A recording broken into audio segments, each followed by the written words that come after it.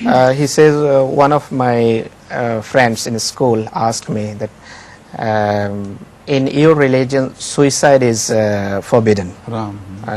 But smoking is, though it is fatal from human health, but or injurious to human health. That's a very stupid question. Smoking is injurious, but one does not smoke to commit suicide. Suicide is a different story altogether. One takes one's life out of pain, out of misery, for some other reason. So it's an instant killing. It has no relationship with the slow poisoning of things. In London, the pollution is such that you're almost like inhaling smoke. So the smoke this is why in planes and in buses now, in public buses, smoking is forbidden, because that air is polluted.